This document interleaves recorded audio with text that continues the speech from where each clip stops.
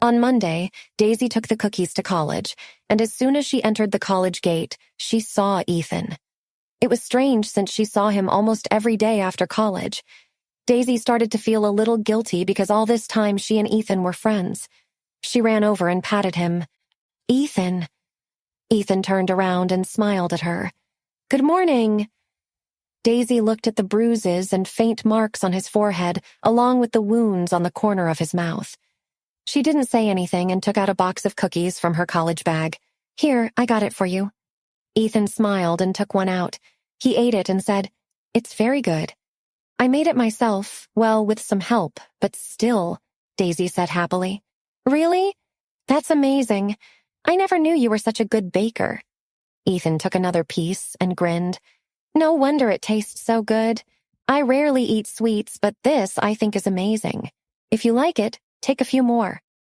Daisy took out another box for him. Ethan took the box and went ahead for his class, thanking her again. Daisy just then heard someone say, "Hey, the young couple are eating cookies. It's so sweet. They look so cute together." Daisy knew it was Roger without even looking back. She went ahead to Ethan and whispered, "Don't pay any attention to him. Don't they have anything better to do?" Roger kept tagging along, saying some indecent words, but Daisy kept her calm. She paced up a bit, walking with Ethan, but Roger shouted from behind, "Hey, be together if you want. No need to be all shy and secretive." There was faint laughter coming from all around, making Daisy turn around and give Roger a hard look before running into the building. Upstairs, Lila and a few classmates were standing in the corridor. Seeing her coming, she went to take her arm with a smile and asked in a low voice, "Are you and Ethan dating?" "What?" "No." Daisy's eyes went wide and she couldn't understand why everyone thought they two were together. "Don't try to keep it a secret from me," Lila said. "Everyone saw you two today in the morning." "Hey, I brought cookies for everyone."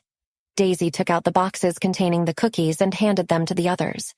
Emily came out of the room and said, "Maybe we should save these for your special friend."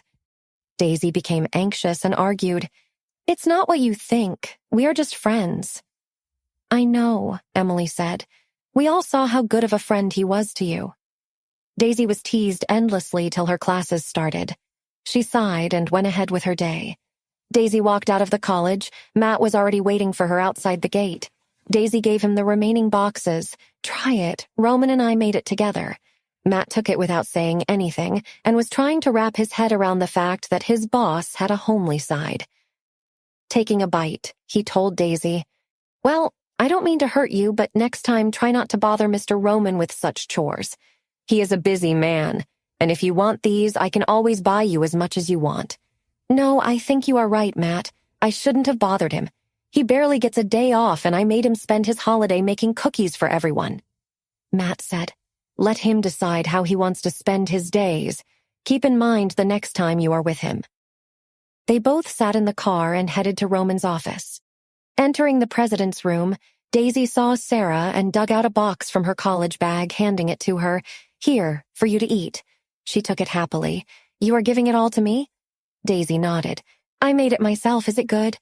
She nodded, taking a bite. "It's delicious. It's really good." "You made it yourself?" Daisy said slowly. "Actually, Roman did it. I just drew the patterns on it." Sarah stopped chewing instantly, and the image of her cold boss wearing an apron and a chef's hat, struggling to knead the dough, began to appear in her mind. The scene was so horrifying that she couldn't bear to think about it. She couldn't believe it and asked again, "Did the boss do it?" Daisy nodded without saying a word. She thought that Sarah would also be angry at her for making Roman do unnecessary work, but instead, she was so excited that she hugged her and said, "It's so romantic. I cannot believe he would do something like this." Daisy was surprised, to say the least. Why did she react so differently than Matt? She couldn't understand. Sarah calmed down a little, let go of Daisy, and said, "Boss making dessert for his love. It is so touching." Daisy was still dumbfounded and said, "I don't want to bother Roman with such stupid work anymore. He works very hard." "Fool," Sarah slapped her on the head. "No one else can ask him to do such a thing. Why don't you want it? Can you imagine that a cool, rich, and handsome boss like him can make desserts? Can you?" Anyway, I can't. Be happy to have such a privilege. Okay, come on now, Daisy. Don't turn such a sweet gesture into something else and stop overthinking, Sarah said. Daisy went inside the coffee room with her, knowing Roman wouldn't need her for the time being, so she could hang out. After entering the room, they saw John coming out with some paperwork in his hands.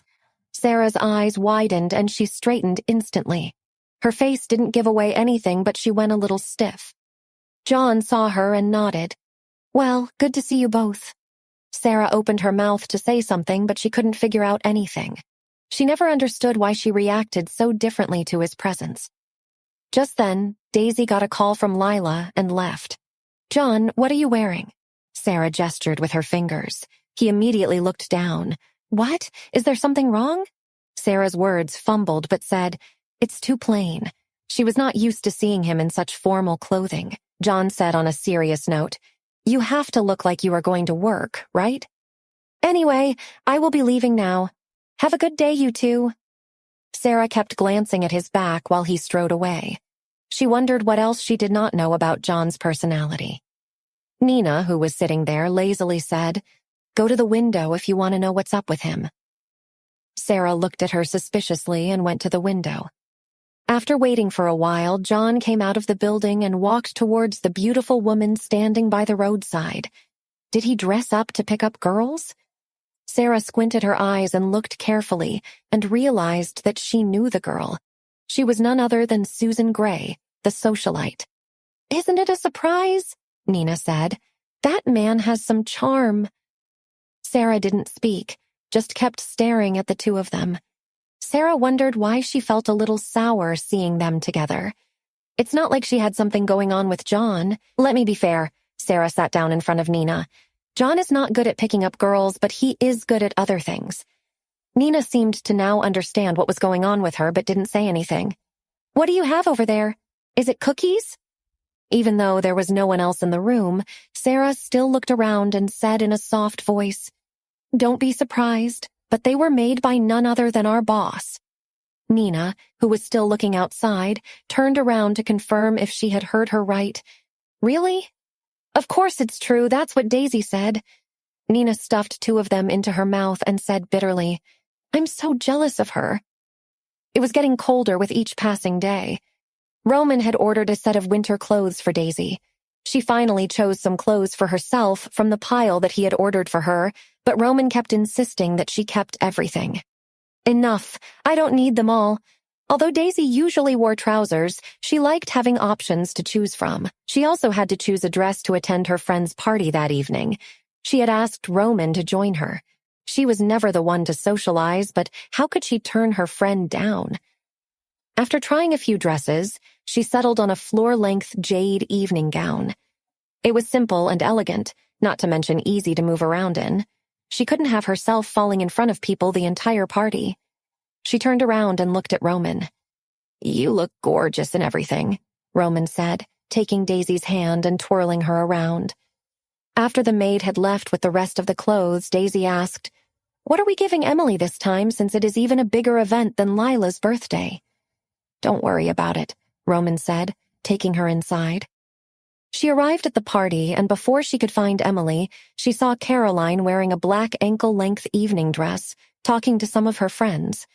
She then remembered that Caroline was her cousin, and she would also be attending the event. Daisy just wanted to avoid talking to anyone at the party and go home, but Caroline had seen her. She was very pleasantly surprised and greeted her with a smile. I almost didn't recognize you. How have you been doing? You look very pretty in that dress. Daisy froze for a moment. Caroline took her hand and said with a smile, No wonder Roman said you are shy. Daisy's mind was completely blank, as if it had stopped functioning. Her palms got sweaty as Caroline led her into the party. On meeting the birthday girl, Daisy quickly handed her the bag she bought as her present, wishing her, Happy birthday. I am glad you came. Emily smiled sweetly and thanked her for the gift. As long as you like it. This was what Roman often said to her. She looked Daisy up and down and said, Wow, you look so pretty. Didn't Roman come with you? She asked. Where is he? This made Daisy break into a cold sweat. Gathering herself, she told them that he was busy with some meetings, so he couldn't come. The waiter came over and offered them drinks. Caroline handed one to Daisy. "You should try this wine, it's vintage. You'll like it." Daisy took a sip of the drink. It didn't taste bad, with sweetness followed by a hint of oak. She took another sip, and before she knew it, she started feeling dizzy. Caroline took her to the balcony for some air. They stood there in silence as she pointed out at a man standing by himself on the lawn. Caroline said, "Do you see him? He seems lonely, doesn't he? His wife never attends any event with him. Their families wanted to have a merger between their companies, forcing them to get married." This made Daisy wonder if Roman would do the same thing, choosing his company over a life with her. She looked at Caroline with pity in her eyes for the man. Caroline understood. Don't pity him. That's how it's done in this world. I wish we had had a chance at having a relationship and falling in love with whoever we want, but I know better. Everyone knows better. Daisy listened silently without speaking a word. She didn't understand why Caroline was telling her all this. What had she to do with how things worked in their world? Caroline took a sip of the wine and said, "People outside look at us and see the luxury and grand lifestyle.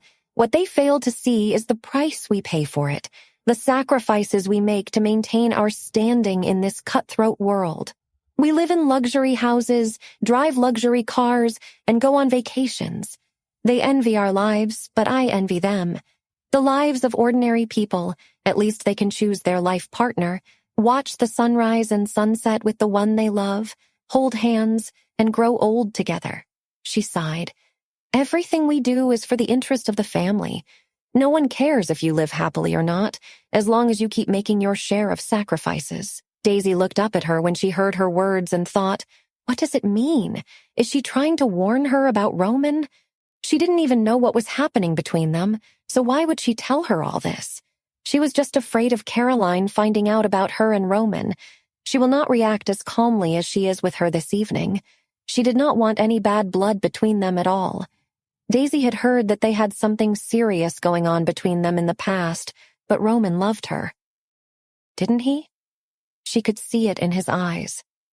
She knew one day Caroline would come to know the truth, but she also understood how she showed her what was eventually going to happen. She would end up in a marriage with Roman, and Daisy will remain an outsider. It will not be a marriage of love, but in their world, it means everything. They had a business to run, a family name to protect and pass on to the next generation. Daisy knew Caroline would be very upset when she found out the truth. She didn't want her to feel betrayed by her friend, end up in a loveless marriage, and lead a sad life. "Don't you like the wine?" Seeing Daisy standing in silence, Caroline asked with a smile. "I do. It's just that I am a light head. So I was just trying to not end up drunk," Daisy said, not wanting to offend her. Caroline smiled and patted her hand. "Don't worry, even if you do, I'll take care of you." Daisy laughed along in a daze, turned the empty wine glass upside down, and watched a drop slowly slide down the glass wall. Before she could say anything else, Ethan walked up to her.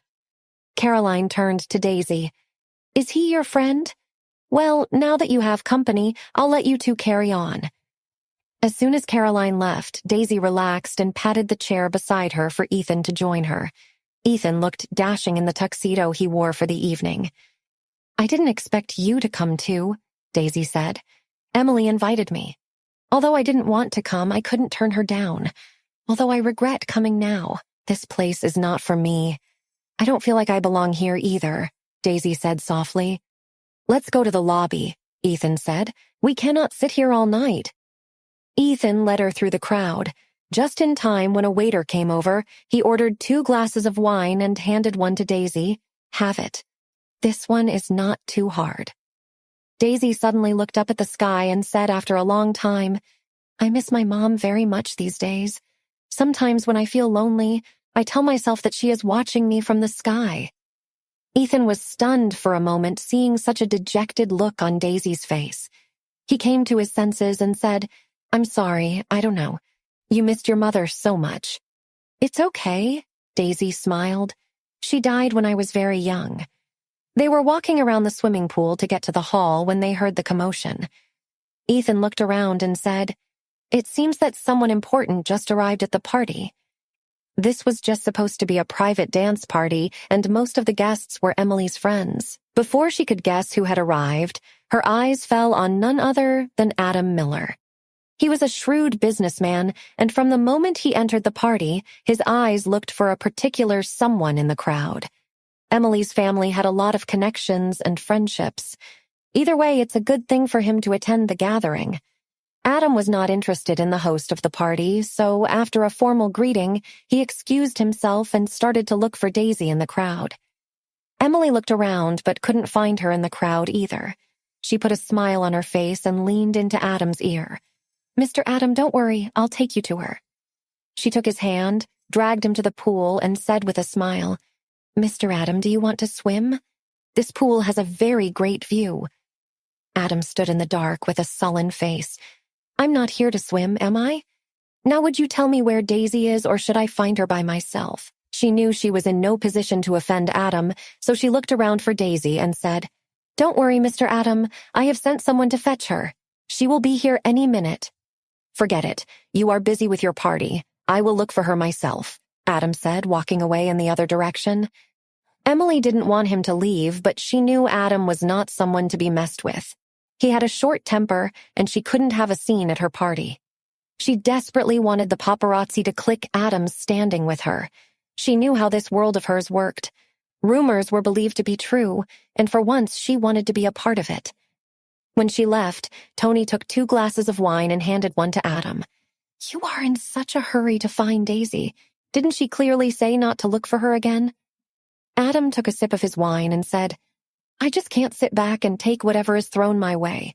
I am better than Roman in every way, and I will prove it to her. He has got nothing on me, and she will see it soon. I cannot let him win this time." Holding his glass, Tony said slowly, "There are people in this world who don't love money. Besides, she is already in love with Roman. It's normal for her to avoid any advances coming from you." "Nonsense. Everyone cares about money. They may not act like they do, but one day or the other they show their true colors." "I just need to wait for Daisy to show hers," Adam said angrily. "I can give her way more than what Roman has promised to her." Tony looked at him and said, "What if Roman gave her everything?" "Impossible," Adam said with disdain, lacing his voice. "She is just an employee who works for him. He may spend some money on her, but that does not mean he could give her anything more." They walked around talking when Tony stopped suddenly, pointed to the person on the bench in front, and said, "Isn't that Daisy?" Adam followed his finger and saw a man and a woman sitting on a bench not far away. He recognized the woman to be Daisy. The wind swayed gently, and Adam saw her eyes shining bright like stars from a few meters away. At this moment, he seemed to understand why Roman fell in love with her. He looked at what she was wearing again. It was an evening gown in a beautiful shade. Adam thought it looked very elegant and different from the rest. Adam always thought that Daisy never smiled at anyone other than Roman, but looking at her now, smiling at the gentleman beside her, made him think otherwise. The man next to her, or rather a boy, was not very old. He must be a classmate. Adam raised his eyebrows and wondered what Roman would think if he saw the 2 of them together getting along like this. He would surely be very angry and jealous. He walked over slowly, rubbing his palms and shouting, "Hey there, guys! What a pleasant surprise!" Daisy and Ethan were busy chatting when they heard someone shout. They raised their heads to look at the person, and their smiles faded away. Tony smiled slightly and took 2 steps closer to meet Daisy. "Hello, Daisy. We meet again." Daisy had a good impression of Tony, so she forced out a smile and answered him, "Hello, Mr. Tony." Adam couldn't stand still and coughed. "Well, Daisy, I came to attend your friend's birthday. Who knew I would come across you?" Daisy said with a dull face. "Well, I don't know you would be here either." Adam did not mind her cold tone and said, "Since we met, let's catch up." "I have nothing to talk to you about," Daisy said solemnly before taking a leave. Not far away, the flashing lights flickered. It was the paparazzi who were following Adam. He glanced at Tony with a stinky face. Adam sat down on the bench and said angrily, "I cannot believe she left me hanging like this." Tony shook his head. "You are not the main lead here, Daisy is." He leisurely crossed his feet. His eyes glanced at the swaying figures in the dark. Adam drank the wine, put his hands in his trouser pockets, and said leisurely, "What's the hurry? I'm not going anywhere." "That's right," Tony teased him. "I almost forgot that you are a big shot." When they returned to the lobby, there was indeed a crowd standing and drinking the night away, chatting in groups. The scene was extremely lively. Standing near the main stage, Emily saw Adam coming and hurriedly whispered for the music to stop. She walked onto the stage, taking over the mic. "On behalf of our whole family, I would like to express my heartfelt thanks to all guests for their presence. I hope that tonight was an unforgettable one." She smiled at the guests and walked down the stage, heading straight towards Adam, asking him to join her on the same floor. He kept a calm smile on his face and walked with her like a gentleman. He held her hand that reached out to him. Elegant waltz music swept every corner of the hall like a tide. Swaying in the sweet melody, Adam was on the dance floor with Emily in his arms. Daisy's eyes were full of envy. They dance well, she thought. Ethan turned around and asked Daisy behind him, "Will you dance with me?" "A little bit if you want. I'll teach you." Daisy quickly shook her head. "I can't. I will step on your feet." Ethan put Daisy's hand on his shoulder. "You cannot just sit alone in a corner at every party you attend. You will have to learn someday. Let me just teach you now. I promise I am a good teacher and will never let you fall." While speaking, his hand slowly placed on Daisy's waist. She was not used to being so intimate with a man other than Roman, and for the first time, she felt that what he said was right. She was about to be dragged onto the dance floor by Ethan when suddenly a hand wrapped around her arms, stopping both of them. Daisy thought it was Adam stopping her, so she turned around angrily only to find Tony holding her arms. He was the kind of man who seemed like a gentleman in a single glance, and Daisy had a good impression of him, so she looked at him surprised. Tony didn't say anything and looked at Ethan with a smile. Ethan slowly took his hands off Daisy. He then turned around to look at Daisy. "I'm a good dancer. I'll teach you how to dance." He winked mischievously at her. "I can let you step on my feet now, can I?" It felt like a scene out of a movie to everyone else watching them. Daisy was still in a daze, but Tony had already pulled her hand and put it on his shoulder. He acted very gentlemanly, putting his arms around Daisy's waist and turning around. Her feet seemed to have a mind of their own as she followed Tony to the dance floor. She put her head down, but Tony said, "Don't put your head down. There is no need to be embarrassed. You will learn very quickly." Daisy had no choice but to raise her head. She didn't seem to panic once she stood close to Tony. He looked at her and smiled, making her smile wider. He was slightly surprised. He always thought Daisy to be shy, but when he twirled her around, she instead smiled brightly, looking very happy. "Is it fun?" he asked. Daisy nodded and he ran his hands through his hair, a habit he had every time he felt some jitter. "Aren't you dizzy?" he asked again. "No, it is so fun," Daisy said. "Tony, you are amazing. I didn't know you could dance so well." "It's not that hard," Tony said. "If you memorize the basic dance steps and practice, you can just let it go freely. I think you have a good sense of rhythm." Daisy felt herself swaying to the beat of the music. "I haven't even stepped on your feet." Seeing her wide eyes, he couldn't help but laugh. "I am sorry to inform Love, but you have stepped on my feet multiple times without realizing." Daisy groaned and was about to leave when Tony made her spin.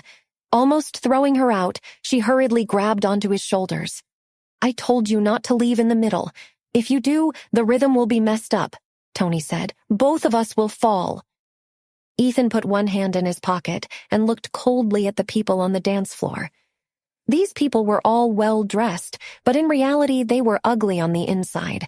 They were all shameless hypocrites that were lucky enough to be born with such wealth.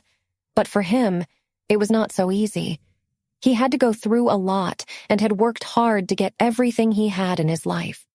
He didn't envy these people. He believed that his ability would one day make him stand on the top of the world. He will own their world and show them what he was made of.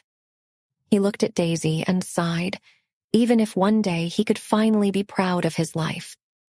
The memory of this girl will always be a thorn in his heart, reminding him of what he had lost to win the fight. Tony noticed the little girl's cheeks were bright red, her eyes were hazy, and she was completely different from the timid and stupid Daisy he had seen before. Based on his guess, she must have drank at least 3 glasses of wine.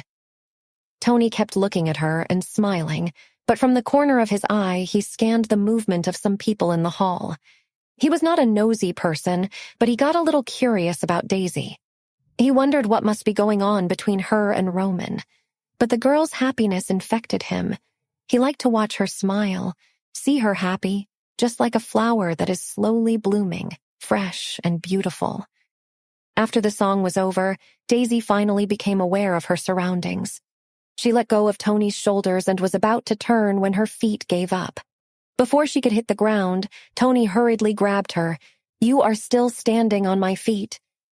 Daisy looked down and saw that her feet were indeed resting on Tony's. She opened her mouth wide in surprise and quickly got down to wipe his shoes. Tony grabbed her and smiled gently. "It's okay. I will wipe it myself later. It's no big deal." Daisy panicked this time and started apologizing. "I'm sorry. I didn't mean it.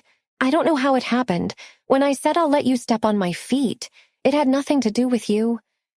Tony glanced at Adam, who was standing by the dining table with a gloomy face, and said to Daisy, "Aren't you too late to go home?"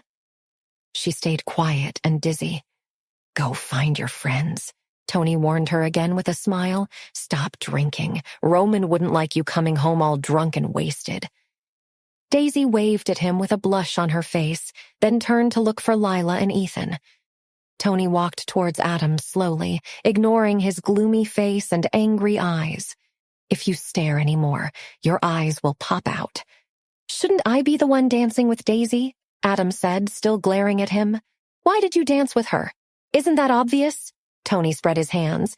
"She happens to like me, not you." Adam frowned and said with contempt, "No way, when did you become such a gentleman?" Tony replied, "Don't get me wrong, Daisy is a piece of beautiful jade. You can't see her beauty, but Roman can see it." He sighed helplessly. "I don't even know why I agreed to accompany you here. It's such a lame evening." "Are you bored?" Adam retorted. "Is it boring to dance around with Daisy? I saw the reporters click tons of photos of you two dancing together. Don't you just want to use that to get on Roman's nerves? What's the difference between you dancing with her or me?" After thinking about it carefully, Adam felt his friend's words made complete sense and couldn't help but feel better. He muttered unwillingly, "Fine, she would anyway choose me, just wait and see." Tony smiled and punched him. "Are you jealous? I don't like her, do you?" Adam was used to being the guy everyone sided with, and he hated being ignored by others. Tony reminded him, "Didn't she say something about your aura not being right?" "She did," Adam said. "Roman must have told her to stay away from me." Tony looked at this friend and said, "Why exactly do you hate Roman so much? As far as I remember, he hasn't harmed you or your company. He may have snatched some of your business deals, but still, he always played fair. Isn't that enough?" Adam said, "To steal my business is to steal my money. To steal my money is to kill me. That is enough for me to hate him. It seems that you don't want to see his business succeed more than yours. I still think there is more to it than you make it seem." He had always been curious about the answer to this mystery. Adam put the wine glass on the table and said coldly, "Aren't you busy? Have you finished the bid for the ecological park? Did I strike a nerve?" The topic changed so quickly. Tony laughed and looked at him. "The more you try to hide, the more suspicious it becomes. You don't hate Roman because Daisy loves him and not you, right?" Adam rolled his eyes. "My friend, you are so talented, so why don't you go and do the job I hired you for? You are the general manager of Miller Corporation." "Then why not just let go of the grudge you are holding against Roman?" Tony said. Adam glanced at him but remained silent. You could never win a verbal war with Tony. Adam got up early the next morning to flip through the newspaper waiting for the bomb to drop. There was no news about what had happened last night. It wasn't even mentioned on page 3. Instead, there was an article on the financial scandal that broke out recently. Adam scanned the entire news again, but still couldn't find anything. He slammed the newspaper shut and stormed angrily into his room, thinking he should never have trusted Tony and his plans. After reaching his office, he went straight to Tony. When he opened the door and entered the room, he saw his general manager sitting on the windowsill, basking in the warm sunshine of the autumn morning, drinking his coffee. There was the morning newspaper beside him. Adam laughed. "Do you have an answer for this? You had everything planned out, didn't you?" He picked up the newspaper and threw it on the ground. "I came here just to know what happened?" Adam slumped on Tony's chair and asked him. Tony sighed. "It's in the newspaper. I don't see it anywhere, so tell me where the hell is it?" Adam said. "Whoever printed it was careful enough not to make it obvious." "Here, look closely in the back," Tony said, pointing out a picture of the ballroom printed at the end of a page. Adam took the newspaper and had a closer look. Tony put his coffee on the windowsill, pointed at the photo, and said, "Isn't that Daisy?" There she was in the background with her precious little friend, Ethan. He instantly recognized Daisy, but a picture of her in the background was not enough for him. Who would look so closely in the crowd to spot Daisy? Roman will. So what if he did? Adam said disapprovingly. Tony sat down and looked at his friend. "Do you think it is a coincidence? They could have printed any photo of the gala, but why this? The one with Daisy and her friend in the background." Adam thought for a moment. Their purpose for doing this being? Is it to get on Roman's nerves? He finally asked. "How would I know?" Tony said. "Who would have thought that this photo was posted on purpose for him to see?" Tony said with a smile, "Can you tell me now why you hate Roman so much?" Adam stood up and said before leaving, "Before noon, the bid document for the ecological park must be placed on my desk." Roman did see the news while flipping through the newspaper in his office. Today's news was not what he was expecting this morning. The girl he was so much in love with stood there smiling at some boy, holding his hand. Was he a friend of hers? She always told him everything, so why did he not know about this? What else was she hiding from him? He knew that he shouldn't be doubting Daisy, but he couldn't help but get suspicious. He stared at the boy holding her hand as they laughed at some joke, lost in their world. His face was a bit blurred, but he looked at Daisy with fond eyes. He suddenly felt a sting in his heart. Did she also like him? Roman leaned against his chair in frustration. He looked at the view outside the window. Even though it was bright, he felt as if something bad was coming his way. He dialed the intercom and canceled all his meetings. He needed some quiet time before he went ahead with his day. Sarah came in to inform him that she had taken care of his meetings. She couldn't help but think about what put her boss in such a foul mood. Her mind went towards Daisy, since she was the only one who had such an effect on him. She looked up at the closed door again, as if there was a chill seeping out from inside, making her shiver involuntarily. She ran to tell John and Nina. She found Nina, but before she could open her mouth, she hissed and said, "Be quiet." Sarah glanced at John's door and asked, "What's the matter? Are there any guests inside?" Nina nodded, put her feet on the table, and whispered, "The boss's girlfriend is here," Nina asked. "Why are you here?" "It's nothing. Why don't you come and see for yourself?" Sarah finished. John heard Sarah and Nina busy in a serious discussion when he came out of his office to pick up a file. "What's the matter with your boss, Sarah? Why did he cancel all his meetings this morning?" Sarah thought for a moment whether she should tell John or not, but said, "It doesn't look very good." John said, "He is always in a bad mood, but he never canceled his meetings before." Nina laughed. It turns out that the big boss is in a bad mood, and Sarah couldn't stand it, so she ran out. Sarah said, "I don't know if he fought with his girlfriend. Forget it, I better go back, in case he needs me." Not long after she returned to her office, Alid came in, holding a large stack of documents. "Sarah, is the boss here?"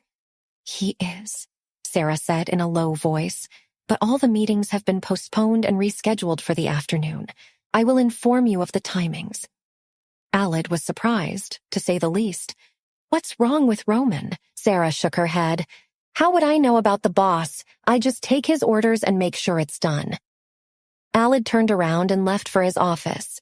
Just a few moments later, John barged into her office, making her sigh. Mr. Smith, could you knock before barging into other people's office? John glanced at Roman's door and asked in a low voice, What's the matter with him? He said that no one was allowed to meet him. He is pissed off, isn't he? Of course he is. Why would I lie to you? Sarah pointed at the door. I'm not joking. If you don't believe me, take a look for yourself. John was about to lean in and see what was going on in there. The door suddenly opened and Roman came out of the room. They froze, seeing Roman come out. Roman looked at them without giving anything away. John was the first one to speak. What's the matter with you? Nothing, actually. You know what? I am okay, Roman said, as if it was no big deal. Are you all right? John said in a serious tone. Roman nodded and went back in. Seeing him walk into his office, Sarah asked John, Is our boss feeling better? John shook his head solemnly. It's over. The look on John's face made Sarah chuckle. John, you look as if Roman told you he has a terminal disease or something. Is that how you talk about your boss anyway? Shouldn't you know what's going on with him? You are his secretary after all. I have no clue on this one, sir. John sat down on the chair and frowned. He knew Roman too well. He was not fine at all. Roman was someone who could control his emotions very well. Something bad must have happened to make him lose control. Sarah tried hard to recall when the boss came in this morning, he was quite normal, but then he read the newspaper. Where are the newspapers? John said, looking at Sarah. Here, I haven't read it yet. After looking through the newspaper that had nothing but articles on finances as some world news, he couldn't find anything that would have made Roman so angry. He threw it on the desk and sighed, thinking about what went wrong. His mind went towards Daisy, wondering if she had something to do with Roman's foul mood. In the afternoon, Roman still was in no mood to attend his meetings. Sarah was eagerly waiting for Daisy to arrive at the office because right now, only she could do something. When Daisy came in after her painting class to meet Roman, Sarah went towards her. Daisy smiled and said, Hey, how are you today? Sarah was scared to tell her about Roman's mood, but she also needed to do something fast. Daisy, the boss is not feeling well today and is taking a rest. Why don't you come with me first?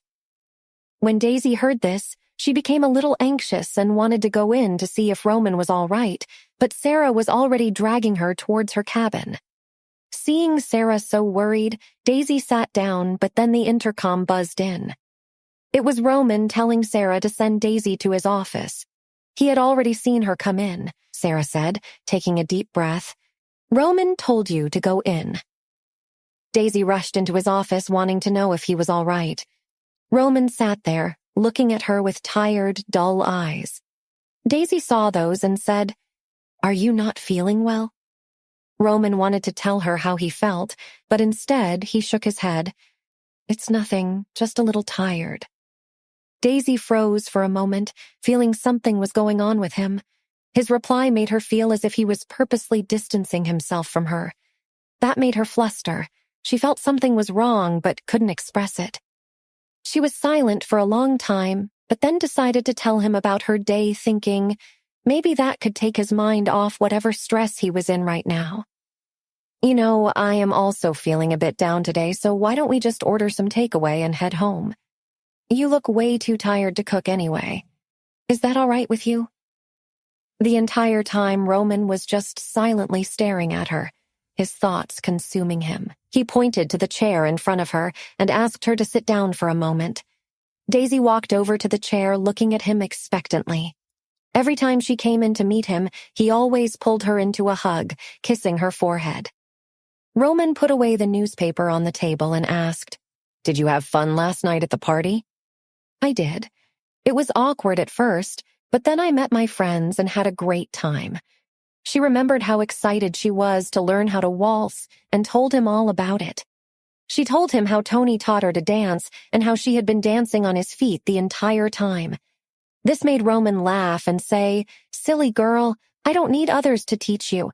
If you want to learn something new, I could always teach you.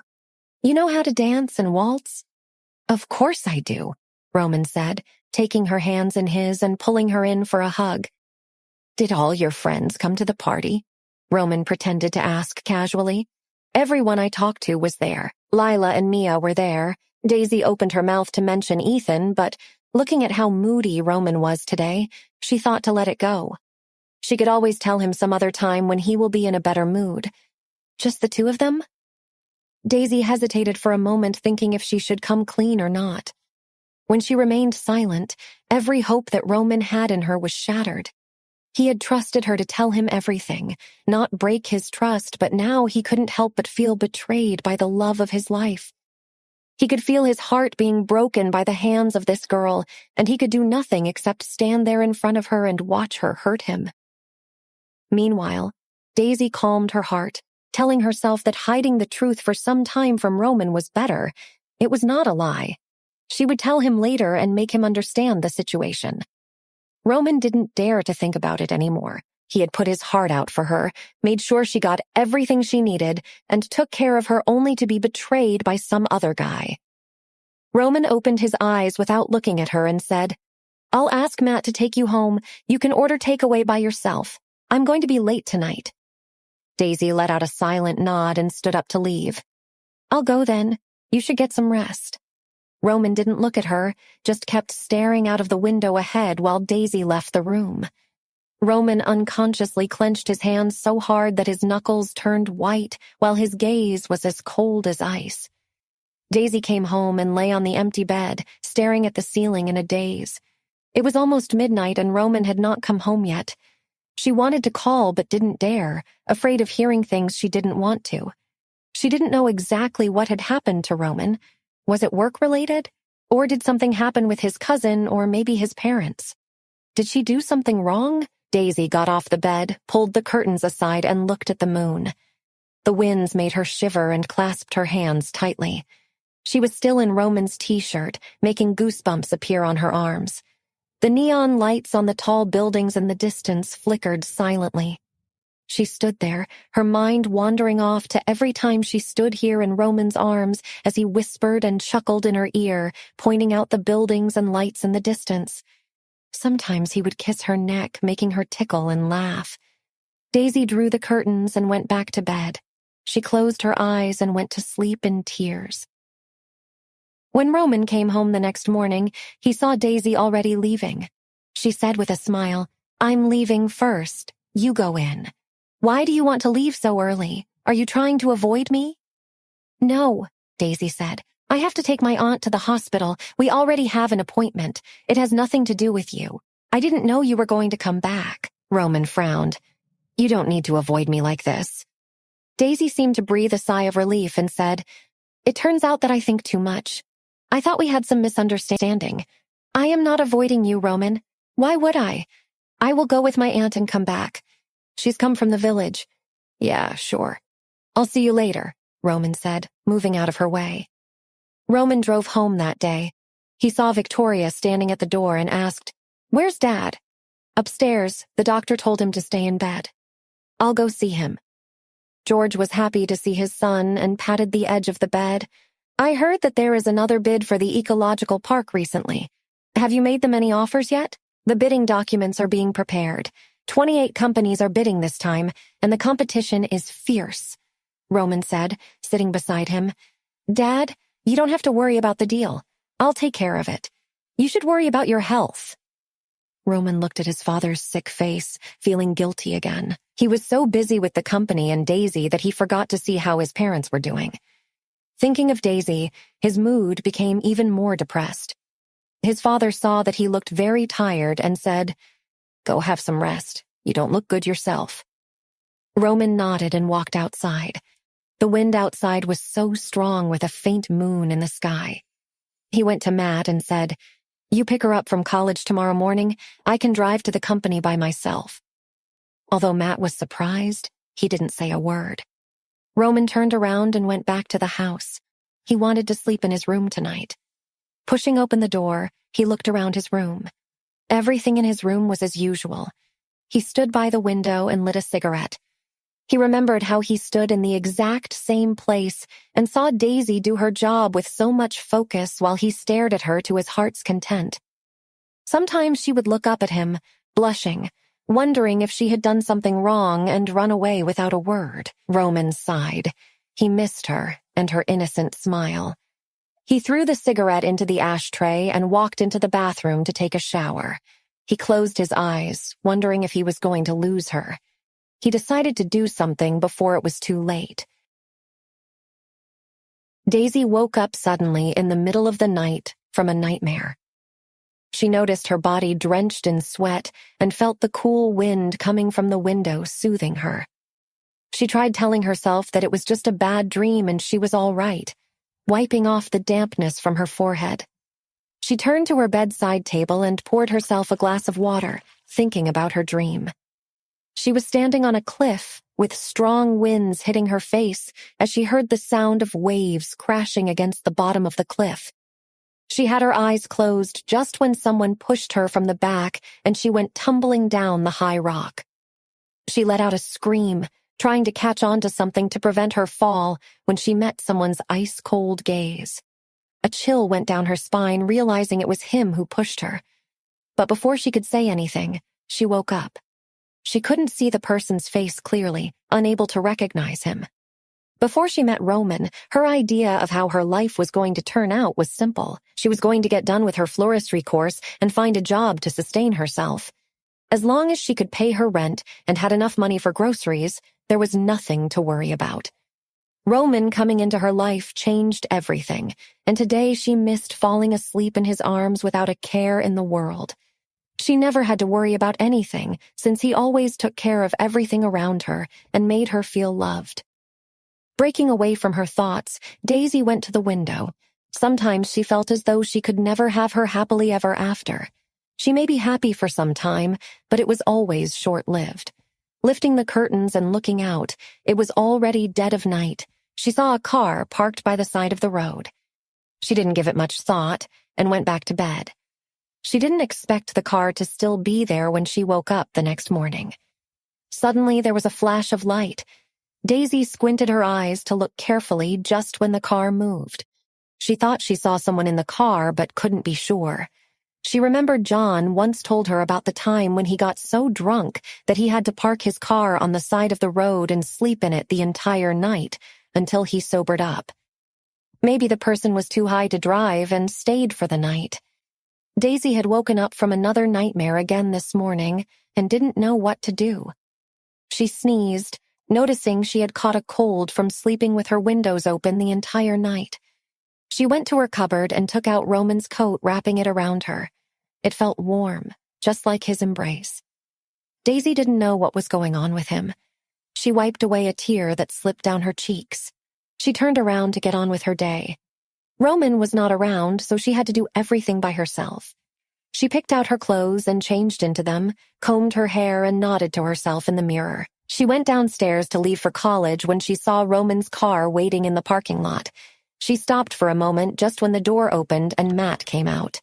He stepped forward to take her college bag and said, "Mr. Roman asked me to take you to college." Daisy bit her lips, not wanting to break into tears in front of him. The look on her face made Matt uncomfortable. "Mr. Roman has gone to the company. Something urgent came up." When she got into the car, Matt turned to face her and said, "Look, Daisy, I know you are a sensible person, so I need you to understand how busy Mr. Roman is all the time. He has to run a company and manage everything all the time. You are lucky to be with him, so you should remember to compromise now and then." Daisy bit her lips but did not say anything. Matt was right. She was lucky to be with him. If she knew what she did wrong, maybe she could take care of it, but no one told her what happened. On the other side, no matter how much Roman tried to distract himself, he could not take his mind off Daisy. He may look calm and composed on the outside, but his heart was in utter chaos. So when John met him in the elevator, he smiled and said, "What happened to you yesterday? You canceling meetings felt like the end of the world was near." Roman said in a flat tone, "I said nothing happened. I am totally fine. Are you having trouble in love?" John was really curious to know. He knew it had something to do with Daisy. Roman glared at him. Mind your own business. It's just you and me. John bumped his shoulder. Can't you even tell me? Roman said, have you finalized our bid for the ecological park? I want the documents by noon. John said, I guess it's useless now. I heard that the bidding conditions have been changed. Where did you hear that? Are you sure about it? John frowned slightly. It seems like they have increased the investment. We cannot pump all our resources into just a single project. If they keep increasing the amount, we may have difficulties. Roman sighed, running his hand through his hair. Let's wait for the news to come out, but we must be prepared now. Sort out all the spare funds and see how much we can squeeze out. Okay, I'll let the finance department take care of it. Roman and John went back to their offices. Seeing Roman coming in, Sarah quickly went up to him to inform him about his cousin waiting to meet him. Roman frowned. Where is he? I asked him to wait in the lobby. Did he say something about why he is here? If he wants money, tell him to leave. It's about your family's ancestral property. He said he found something and wants to report to you. Roman sneered. I am not falling for it again. He has caused enough trouble with his lies, not anymore. Wait, he also said to show you this photo that he left. Sarah picked up the photo on the table and showed it to him. Roman looked at the photo, his face turning serious, and said, Send him in. Soon, there was a knock on the door. Come in. Vincent walked in slowly with a smile on his face. Brother, it's so lovely to see you. Roman raised his head to look at him and pointed to the chair. How did you get the photograph? Vincent continued. It took many people to get it. Will the other party sell it? They will, Vincent said with a smile. As long as the price is good. The client gave me the photograph. It must be for this reason, right? Do you know the price? What about the owner? You must know who he is by now. I don't know. That is still hidden, Vincent said. I heard that he is very rich. And guess who could get you the deal as long as there is a reward? Roman sneered. You don't even know who owns that property, right?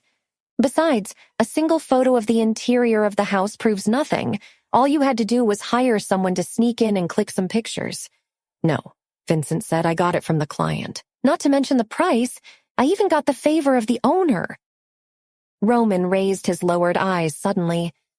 Why don't you go to Adam? I heard that you two have gotten very close recently.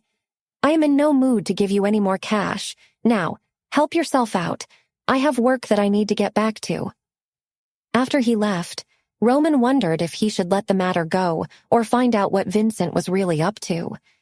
When Daisy came out of college, she saw Matt waiting by the car. She walked over to the car and sat without looking at Matt. He had already talked to her this morning, so he didn't say anything and started the car. She knew she was in a mess but couldn't do anything. When she came to her senses, she realized that they were taking another road, not the one they took daily to go back to her apartment. She wanted to ask, but then she let it be. They finally reached the house, and she went in only to be taken aback to see that her room had been redecorated. The walls were covered in pink wallpaper. The bed was smaller than the original one, but looked cozy. The dresser was stacked with all the things she might need, with a pair of pink fuzzy slippers kept next to it. Daisy rubbed her eyes in disbelief. Settling down, she put on her slippers and walked around, taking in every detail. Was it a surprise for her? She sat on the edge of the bed and smiled stupidly. Roman must have done this for her. Maybe he was not angry with her anymore. But then her eyes fell upon her bed, and she noticed just a single pillow. She glanced at the bedside table. The ashtray was missing, and so were his slippers and pajamas. She rushed into the bathroom. His toiletries were still there, which meant he had not left yet. She turned around and walked straight to the guest room and saw Roman's things had been moved in there. He didn't leave but wanted to sleep alone. Although she knew that her happiness would not last long, she still couldn't stand it. She sat down and took another breath, thinking maybe Roman didn't want her around anymore. Did he want to go back to Caroline? He finally realized she wasn't right for him, didn't he? She went to lie down on the couch and waited for him to come. She heard the door and sat up. Finally, her wait was over, and there stood Roman at the door removing his coat. He noticed her and said, "So, did you like your surprise? If you want to redo anything, just tell me and I'll get it done. Were you waiting for me? I thought you would be asleep by now. It's very late." Daisy stood up, walked up to him, and said, "I didn't know when you would be back. I tried calling you, but it went to voicemail." "Well, something urgent came up and I had to take care of it." Roman left to grab a glass of water from the kitchen. Daisy followed him there, trying to ask why he moved his stuff to another room, but felt her throat closing up. She hugged him from behind and choked out a sob. Roman, still hearing her cry, turned around, pulling her into a tight hug. He told her to stop crying and assured her that everything would be fine. Breaking the hug, he took out the dinner from the fridge and started to warm it up since they both were starving. After they ate their dinner in peace, Daisy put up a brave face and broke the silence. She was never the one to be so direct, but she didn't have a choice. Can't I sleep with you from now on?" Roman was slightly taken aback by her words. He looked into her eyes and said, "It's good for us to sleep in separate rooms, but why can't we sleep together? We have been doing it for a while, so what changed your mind?" "Because," Roman smiled, "I am afraid that we are moving too fast in our relationship. We have a lot to figure out and understand about each other before we take another step forward. Is there a reason why we are doing this?" Roman thought for a while. "Let's put it this way. If in the future you don't want to be with me anymore or you fall in love with someone else, it would be much easier to move on if we maintain some distance. Wouldn't it?" "I won't be with anyone else except you." Daisy looked at him seriously. "You are the person I want to love for the rest of my life."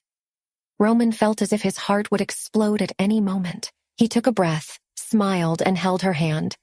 "Okay, when you graduate, if you still want to be with me, I will promise you that I will do everything to make it happen."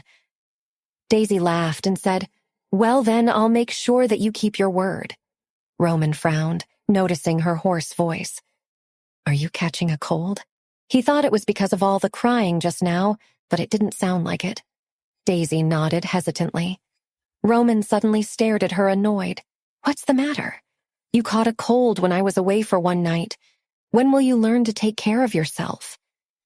He felt guilty for not being able to take care of her and leaving her all on her own because of his anger. "Did you take any medicine? Maybe you should lay down for a while and also take a sick leave from college tomorrow." Daisy looked at his face filled with concern for her and said, "It was bad in the morning, but I am better now. Sorry, I forgot to take my medicine. When will you grow up? At least remember to take a rest when you are not feeling well and tell me if you need anything, okay?" Still a little annoyed at her for being careless, he went to the cabinet to look for medicine. He never scolded her in such a manner, but Daisy was not upset. Her mood improved strangely as she rushed over happily and hugged him. Roman froze. The words stuck in his throat and he couldn't move. After a while, he said, "Don't think that I am letting you off the hook for being so careless just because you are sick. Next time I will make sure that you don't do anything stupid to harm yourself." Daisy put her head against his back, secretly smiling. "Okay, I won't repeat it." Meanwhile, in the Miller Corporation, Adam stood in Tony's office furious. Shouldn't Roman be flipping out by now, going around making a scene and breaking up with his precious little Daisy? "So tell me, what's going on here?" Tony was sitting on the couch with his legs on the coffee table and said, "Adam, if you keep on this attitude, we can't talk about it, so why don't you get out and leave me alone?" Adam was shocked at his blunt reply and pointed at him angrily. "Tony, how dare you talk to me like that?" Tony didn't speak, just stared at his finger pointing at him. Adam's heart skipped a beat and he withdrew his hand. Even though he was his boss in some sense, when it came to fighting, he knew he could never beat Tony at playing mind games. The Miller Empire was one of the largest in the country, and he may show off his might in front of others, but when it came to Tony, he always remained on the back foot. Tony is no worse than him, except that he has less money, but that didn't make him any better. He had a good friendship with Adam, but this time he was really angry at him. He put his feet down, took a sip of coffee, and said, "Had she been Iris? I wouldn't have been surprised by Roman's attitude. After all, he was in love with her for so many years. But Daisy, he shook his head. I may have underestimated her. His feelings for Daisy must be stronger than we realized. From now on, there will be no plans to target Daisy in the future. I don't think it will work. Adam was silent for a while and said, Does this mean that Daisy has a very strong hold on Roman's life? If so, then why didn't we use her to get to Roman? Tony replied, You hate Roman. Just deal with him in business. Why do you have to play the Daisy card? Sometimes I don't understand you. Don't you think it's too much? Adam sneered and said, I don't think so. Tony rolled his eyes and hoped that he would come to his senses before it was too late. Daisy didn't stay at college to learn painting these days. She was a little worried about Roman, so she went to the company to see him as soon as college was over. While Roman let her do as she wished, whether she wanted to hang out with Sarah, go home, or come to the company, it was up to her. Sitting in the office, Daisy felt bad sometimes, thinking she may be hogging too much of Roman's space. His work must be taking a hit with her interrupting him now and then. She tried to finish the book without getting distracted, but couldn't. Roman walked in and, seeing her sit there, said, I have been looking for you everywhere. I thought you were hanging out with Sarah, but she said you didn't see her today. Are you all right? You look very tired. The college must have been exhausting. I have been trying to finish this book for a while, Daisy said with a smile on her face. Roman said, If you feel bored, go home directly. There's no need to wait for me. I'll be running late today, Daisy replied, shaking her head in a no, not liking the idea of him sending her home. It's not boring. I feel more lonely when I go home without you there with me. After moving closer to him, she said, Nina told me that John is getting married and he might be throwing his engagement party soon. He asked Nina to plan it for him. Really? Roman stared at her. What about you? Do you want to get married someday? Me? Daisy was caught off guard, to say the least, and quickly waved her hands, saying, I am still in college, so I haven't given it much thought. There was a flicker of emotion in Roman's eyes, but it went away too soon to be noticed, and he gave her a wry smile. Just then, John entered Roman's office with a file and put it on his table. Daisy gave him a smile and left the room in case they wanted to have some important discussion. John said to Roman, Look at the reports and bills of the project we invested in last month, he said. We have a contract ready for them and everything will be done according to it, Roman replied, looking at the papers. As for the project, you can handle it yourself. Don't drag me into it. I am busy with the upcoming one. You don't have time to look at the reports, John said to him. You didn't mind taking time out from your busy day to surprise Daisy and redo her room. Roman got annoyed every time someone mentioned Daisy, so when he raised his head and gave John a hard glare, he stopped prodding any further. Roman took a sip of his coffee and said, What's going on with you? I heard you're getting married. It's still early to say that, but, John said with a smile, I will be getting engaged very soon. Have you thought everything through? It is a big decision, Roman asked him. I am pretty sure about it, John nodded. She's very nice. Her name is Susan. Don't you think she has had a very good influence on me? Don't you feel I'm improving? Being more professional? Roman took a look at him and the corners of his mouth curled up. I almost missed it. Now why don't you leave me alone and go join your fiancé or whatever? I am sure she must be missing you. Roman had never heard of Susan before, but then John had so many romantic interests that no one was keeping account. He didn't trust John with a long-term commitment anytime soon, and he wasn't sure why John had taken this decision in such haste, but he thought it better to be quiet about it. John stood up, knowing this guy had been having mood swings a lot recently.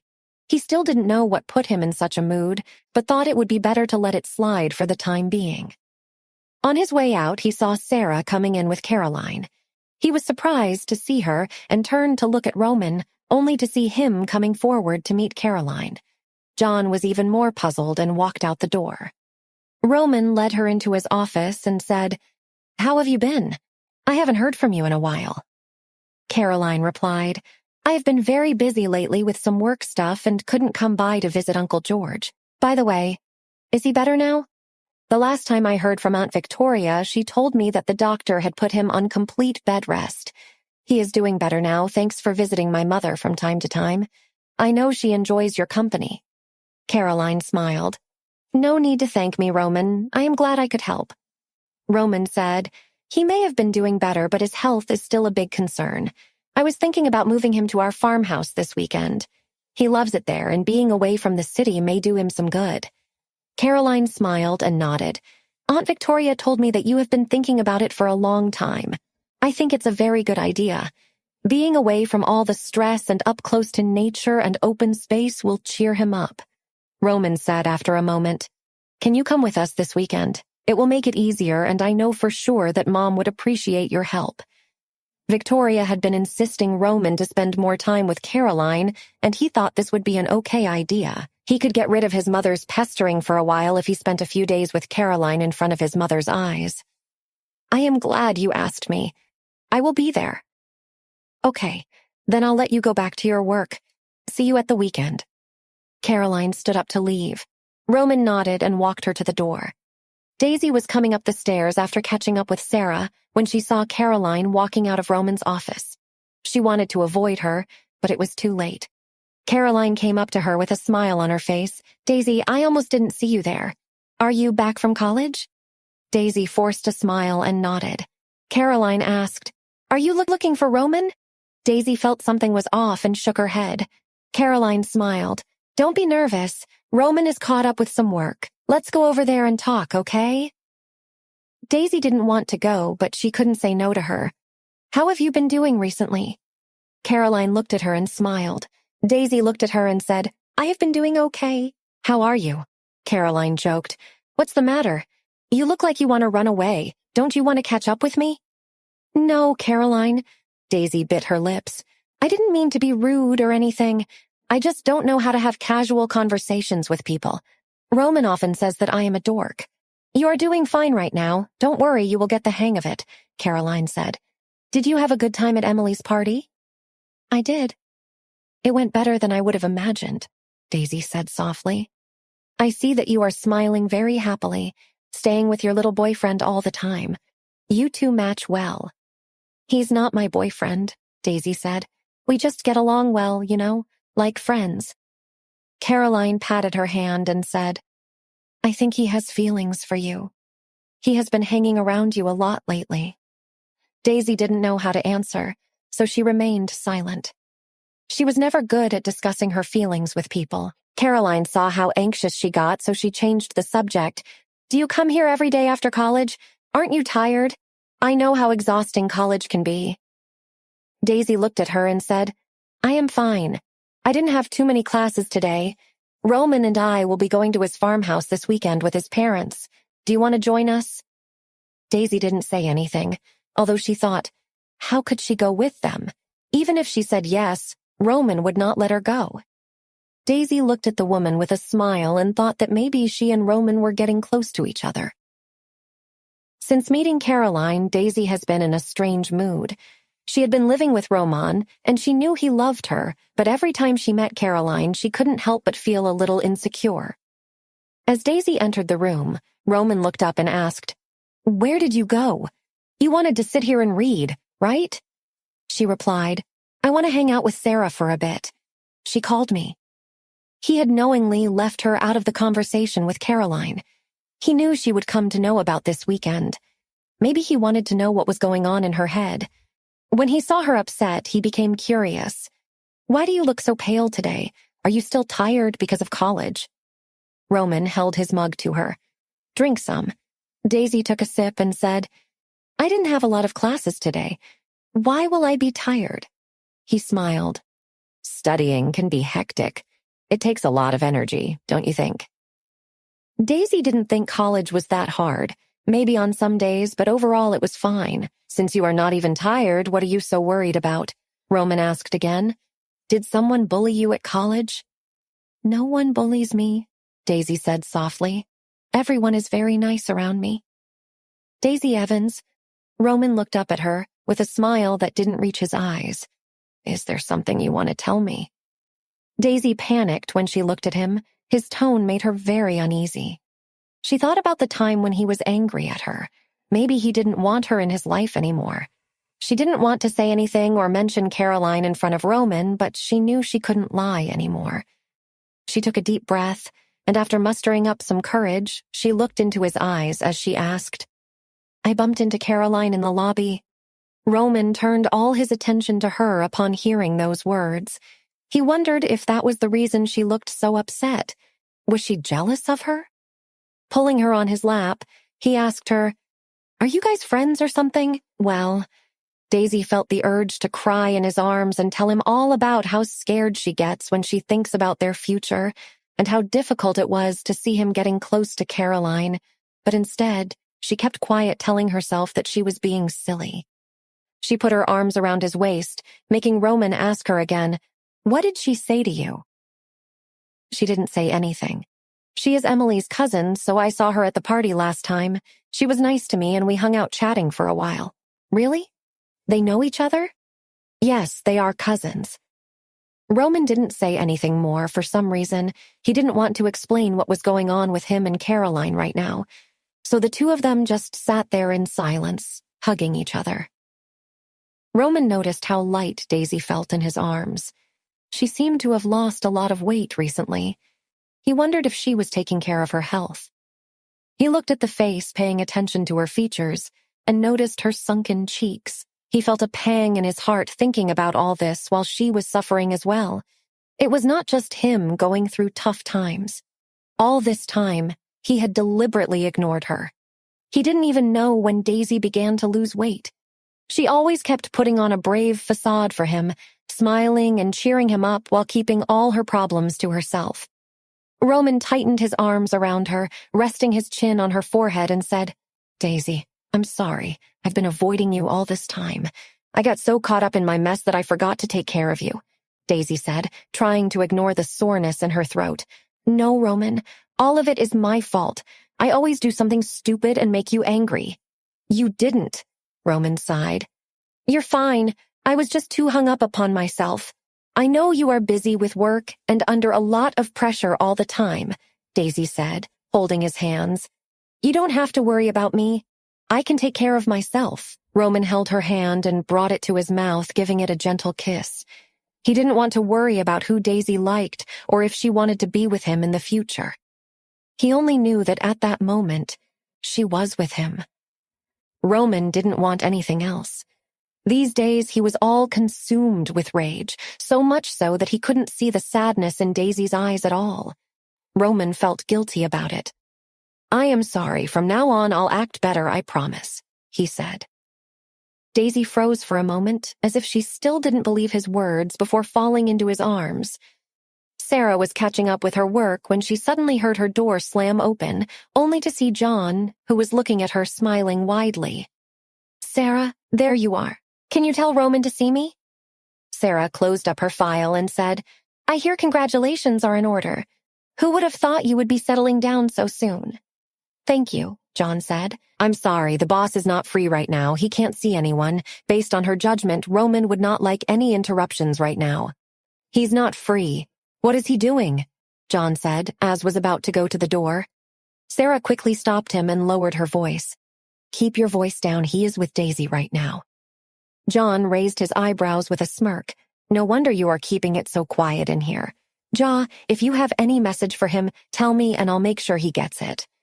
Roman decided to take Daisy out to dinner and spend some time with her. Daisy couldn't be happier seeing things between her Roman go back to normal. They went to their favorite Italian restaurant and had a great time over some food and wine. When they left the restaurant, Roman bent down and carried her to the car. She was surprised by this sudden change, to say the least. They went on a long drive. It was late autumn and the wind was starting to get chilly. Roman saw her looking out of the window and said, "Close the window, it's so cold out there. I'm not scared of a gentle breeze. It's just so soothing," she said, closing her eyes and taking it all in. It seemed like the distance between the two of them that had been there for some time now was closing up. They were coming together and overcoming their conflict. Daisy cheered up again and reached her hand out, running it through Roman's hair, and said, "Your hair is all messed up. Let me fix it up for you." Roman caught her hand and gave it a light kiss and said, "Don't distract me. I am trying to drive here."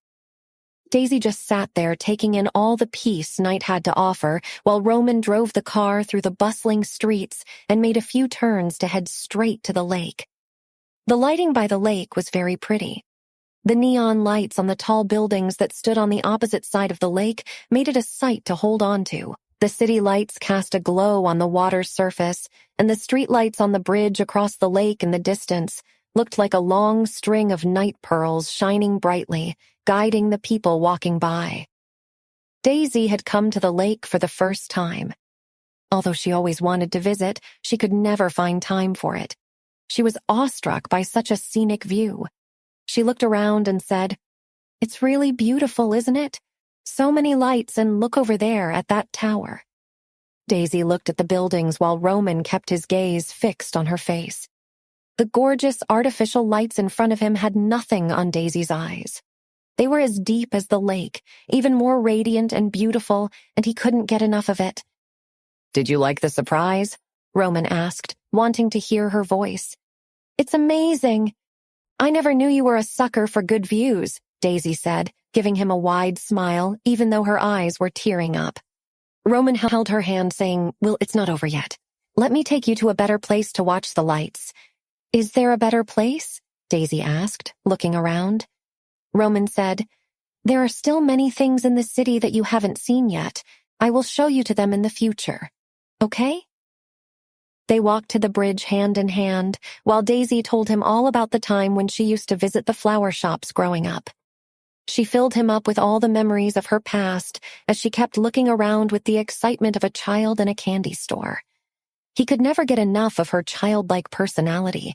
Such innocence was hard to come by, and he knew that very well.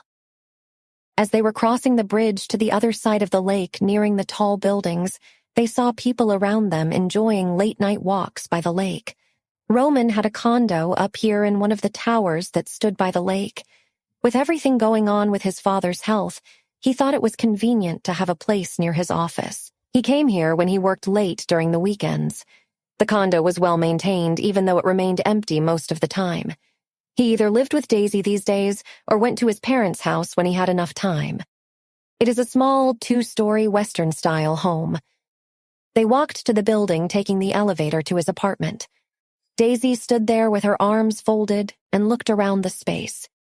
Roman had gone into the kitchen to get them a cup of coffee. He put the mugs on the coffee table, hugged her from behind, and whispered in her ears, "Where are you still lost?" "Is this house yours too?" Daisy asked, putting her hands in Roman's. "Well, I bought it some years ago, just an extra living space near my office. It's easy to get here and spend the weekend." Roman let go of her and handed her a mug of coffee. "Come on. I'll take you to the balcony. The view of the lake from here is to die for."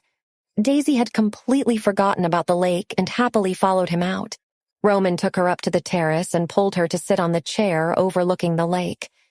Daisy couldn't say a word, just watched quietly. It turned out that she had a lot more to discover about the city than she would have imagined, and today was one of those rare days when she explored the place she was living in. The hustle and bustle of the world seemed so far away from her, while she curled up in Roman's arms, with her face against his chest, listening to his heartbeat. She would be content to spend her entire life like this. The outside world was too big for her, and it made her even more scared every time she thought about it. Daisy smiled, thinking her world was here with Roman in her arms. She didn't need anything else to make her happy. Who cared about the big, scary world when she had him in her life? Neither of them spoke, and in the silent night, with only the sound of the wind blowing disrupting their quiet, Roman asked, "Are you scared?" "I'm not," Daisy said. "I used to be as a kid whenever I thought of being on my own, all grown up, but now I am not scared at all." "Did you go to the flower shops very often?" Roman asked. Daisy was silent for a while, looking up at the stars in the sky, and said, "I used to go there every evening with my mother. It was kind of our thing. She used to get me some popsicles from the store near the beach, and it used to be the highlight of my day." Roman hugged her tightly, asking, "Do you miss her a lot?" Daisy smiled, pulling away from his arms, and said, I'm not that sad now that I have you with me here. Roman kissed her head and said, What if one day I also leave you behind? I would be fine with it, Daisy said, getting serious all of a sudden. Until that day comes, I will stay by your side and cherish every moment I have with you. After listening to her, Roman couldn't be angry at her anymore, so he just tightened his arms as they watched the night pass by. The next day, Roman entered the office and asked Sarah, Can you tell John to come see me? Mr. Smith hasn't arrived yet. I'll call him right away, Sarah said, handing him his schedule for the day. Why isn't he here yet? Did he take a leave? Roman's voice rose slightly. Sarah knew what it meant. He was not happy with something that spoiled the morning. Sarah said, I heard that he has been busy with his upcoming engagement and took a half-day leave. He said to give him a call if something urgent comes up. Yes, his engagement. It completely slipped my mind, Roman laughed and said, Finally, I never thought I would see this day. Seeing him in a better mood, Sarah took the opportunity to ask him, Do we get to see you walking down the aisle anytime soon, sir? You know, now that even John has settled down, I am sure you must think about it. She's still too young to settle down, Roman sighed. It looks like I'll have to wait for the right time. He said it so casually that Sarah almost missed who he was referring to. This meant he was planning on marrying Daisy one day, but what about Caroline? And how could he and Daisy get together? She may be a nice girl, but she still was no match for him. People like him didn't go around marrying beneath their status, and Daisy was nothing more than a mere employee. Sarah wanted to say that out loud, but chose to stay silent about the matter. She knew it would be impossible for them to have a happy ending. He would probably ditch her to marry some heiress and expand his business empire. Sarah liked Daisy and wished her to be okay, but she was a rational person after all. Even if her boss liked Daisy, no matter how much he wanted to marry her, it didn't mean he would be able to.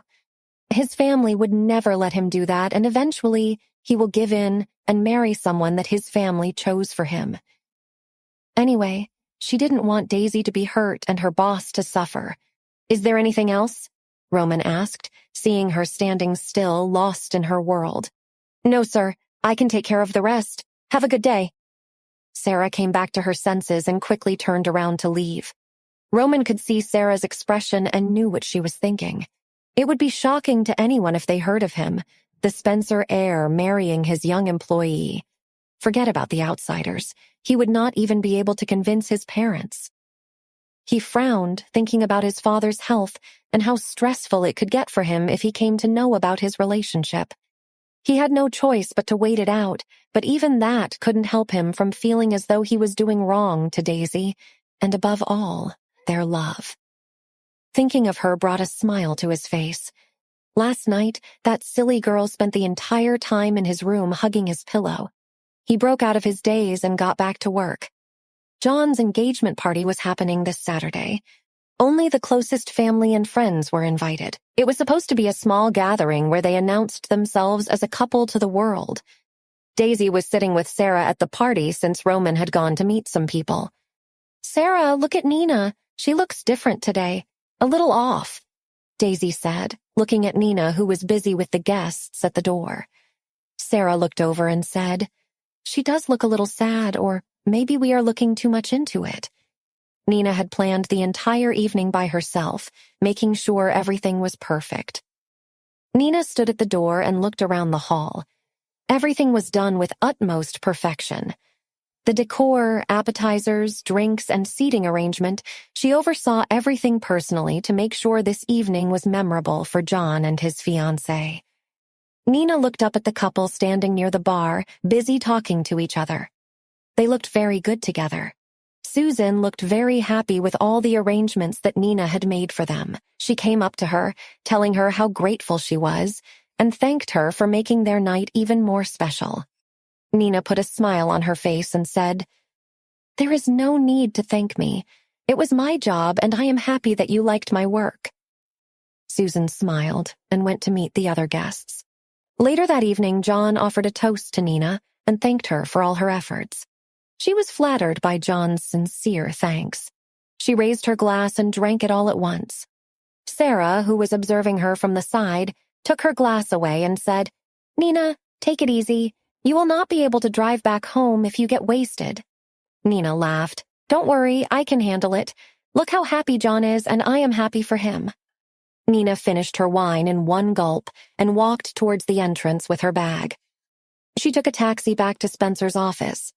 The security recognized her and let her in after she told them she was there to get something important. The office was eerily quiet. The only sound coming was from her heels tapping against the floor as she walked up to John's cabin. Her hands were tightly holding onto her purse, which had something very important in it.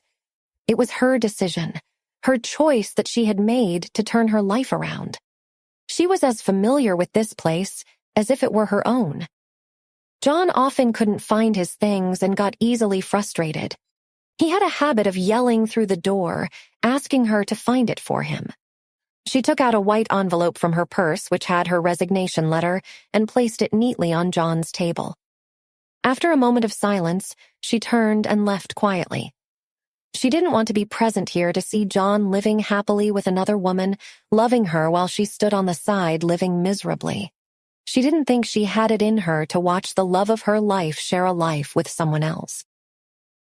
After going downstairs, Nina decided to take a late-night walk to her house. She couldn't remember exactly when she first fell in love with John or why she loved him. Was it his charming smile or his casual flirting or his sincere words? She never noticed how he gradually became her habit. Now she couldn't imagine her day without seeing him or listening to his voice. Nina knew that she was doomed. Seeing him flirt with those women, looking at the photos of him with a new girl every week in some trashy magazine, she could barely manage her feelings. She deserves the pain. How could she fall in love with a playboy, knowing that he could never be hers? Every time she looked gloomy, John would ask her what had happened. He would say, "Did you break up with your boyfriend?" She would hide her smile. "You know what? I can never hide anything from you."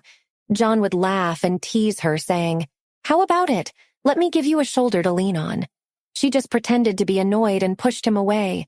"Why are you so annoying? Just leave me alone." However, from now on, everything that she had with John was in the past. She will make sure to bury those memories deep down and try to move on with her life. She had spent 5 years loving a man she knew could never be hers, but it was all over now. She had broken up whatever one-sided relationship she shared with John. The resignation letter that was placed on John's desk today was not the first one she had written. She had written countless letters every time she couldn't hold on anymore and felt too miserable. She would write it and keep it in her bag, promising herself to put it on John's desk before the day got over. But when she would arrive at the company and see him, her resolve would break, and she would not be able to keep her word. He was her doom. She thought she would never be able to break free from him. She told herself that she would be okay without him. She had a life before him, and she could build one after him. Nina stood on the side of the road and looked around, only to realize that she was already at her house. It was as if she wanted to gather all her memories and throw them all on the road as she walked into her house with a new purpose. Sarah had been with Daisy the entire night, talked with her for a while, and asked her if she was okay being all alone on her own. Daisy said with a smile, "I am happy with my life, Sarah. I have a job and a house, and I will complete college. Trust me, it's not as bad as it sounds. I do miss having a normal family, but I have made my peace with the way my life turned out to be." Listening to her, Sarah didn't know if she should feel sad for her or pity her. She may be happy now, but what about the future? She certainly didn't think that she could end up with their boss, did she? There was no way he would be able to marry her and give her the future she would have dreamed for herself. Their relationship would never be able to survive, but she couldn't imagine how Daisy would handle that. She was innocent and sensitive. It would completely wreck her emotionally. So how could she be so optimistic about life? "Daisy," Sarah said to her after much thought, "are you going to be like this for the rest of your life?" "Like what?" Daisy didn't understand. "You know, being in a relationship with Mr. Roman and following him around." Daisy said, "Of course I'd like to, but I know it's impossible.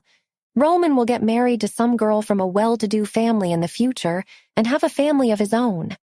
I can't follow him around like this forever." It turned out that she knew her reality very well. She has no delusions about Roman and her ending up together in the future. Sarah sighed in her heart. "Then what are you planning to do when the time comes and you have to break it off with him?" "I will leave him," Daisy said calmly. "He has his life and I can make one for myself. So when the time comes, I will walk away without causing him much trouble." "Will you be able to walk away from the love of your life that easily? Don't you think you will have a weak moment and you'll falter from taking such a big step?" Sarah asked her. "I will be sad," Daisy said, "but that doesn't mean I will stop him from having a chance at a bright future filled with love and surrounded by his family and friends." Sarah was taken aback by her reply. She could never have guessed that Daisy would be so mature about everything. Sarah held her hands and said, "Even if the time comes, don't let yourself get overwhelmed by everything. You are still so young. You have an entire life ahead of yourself. Remember, the good days are yet to come. Sarah, don't worry about me. I will be absolutely fine." Daisy was a simple person. She said whatever was on her mind. Before her mother died, she always told Daisy that it doesn't matter how difficult or lonely life gets, there was always something to be grateful about. She remembered her mother's words whenever she left, as if she couldn't go on anymore. "Sarah," Daisy said again, "Roman will find himself a wife like Susan in the future, right?" Sarah said, "Susan would probably not be good enough for his family. Her background is too ordinary. I am pretty sure Mr. Roman would marry someone from a very rich family." Daisy bit her lip and said in a low voice, "Someone like Caroline, right?" Sarah couldn't find it in her to say yes out loud, so she chose to remain quiet, but Daisy knew what her silence meant. She trusted Sarah to tell her the truth, and now that she knew it, she was trying to mentally prepare herself for what seemed to be a very sad ending of her fairy tale romance. Sarah didn't leave her side until midnight. By then, everyone had already left, so they went downstairs to head home. Roman was there at the entrance waiting for Daisy to come. He noticed how Sarah took care of her and didn't leave her side all night. He thanked her before leaving. Sarah was very much surprised by this. She knew it was for Daisy. He loved her so much, but did he consider spending the rest of his life with her? Sarah really wanted to ask him that, but instead just bid Daisy goodnight and walked away. Later in the night, Daisy and Roman were quietly lying on the bed. Daisy's mind was a mess. She couldn't think clearly and said, "I don't have any classes tomorrow. Maybe we can go somewhere if you are not that busy." He opened his eyes and said, looking at her, "I don't have much to do either. If we wake up early tomorrow, we could go for a hike. You haven't seen the hills by the woods till now, have you?" When Daisy heard this, she immediately agreed. She had never gone on a hiking trail before, and now she could do it. That too with him. Roman and she have never been on a trip together. He rarely went shopping with her, so this trip would be a good one. She had once told him how she wanted to explore the wilderness and be around nature, but she didn't expect the trip to happen so soon. She couldn't wait for the night to be over. She leaned over and kissed Roman goodnight, telling him, "Let's get some rest then. We can't sleep in tomorrow." Roman walked to the door, switched off the lamps, and was about to leave when Daisy asked him, "Roman, we will always be together, right?" "Of course we will, as long as you are not planning to leave me anytime soon," Roman said, and walked up to his room wondering why she was suddenly asking him that. Roman has always been very confident about this. As long as Daisy doesn't leave him, no one can make them part ways, not even his parents. The next morning they went ahead with their plan and got ready for the trail up the hills. Nothing could compare to a bright sunny morning in the fall. It turned out that the trail was more crowded than usual this morning. Many of them dragged their families and climbed the hilltop with picnic baskets to spend their Sunday enjoying the weather. Daisy was wearing an orange tracksuit along with a blue baseball cap. Her high ponytail was dangling behind her head, and she looked all excited and cheery. She always wanted to go on such trips with her family when she was a kid, But after losing them, she got too lost trying to be an adult and forgot about the little things that made her happy. She couldn't wait to get to the top and look at the view of the city from there. She had heard people on the trail talking about it, saying it was a sight to hold on to. She was so pumped up that she even left Roman behind on the trail. He had done this many times before, but today he couldn't keep up with her pace. He told her to take a break from time to time, but she wasn't slowing down anytime soon. When they were finished with half their trail, they decided to take a breather. The place was covered with trees, and there were not many people around, so it was much quieter. Daisy slowed down this time and came to sit beside Roman. They had been hiking up for over 2 hours, and Roman had to carry their huge backpack with him. He was not some lumberjack who had all the experience in the wild. He couldn't even beat Daisy if he wanted. Daisy looked at him sitting there, huffing with a red face. She should have known he was not suited for such an adventure. He was a Spencer, for God's sake. She was pretty sure it was the first time he was even carrying a backpack. Reaching her hands out to him, she said, "You've been carrying it for so long. Hand it over to me. I can take it from here." Roman grabbed her arms. "I can carry it. Don't worry, it's not even that heavy. Roman, you look tired and your face is all red. Besides, do you think I won't be able to lift it?" Daisy said, taking out some tissues and passing them to him. Roman took the box from her and asked, "Where's your handkerchief? Don't you always carry it around?" Daisy remembered giving it to Ethan that night at the party. He had spilled some drink on his tux and she handed it to him, telling him to clean it up. She said, "I gave it to Ethan and forgot to take it back." Roman remembered that boy from the photo, the boy named Ethan who was wiping his shirt with a handkerchief with Daisy leaning in to help him. He couldn't help but prod her for some details. "Who did you give it to?" "A friend," Daisy said.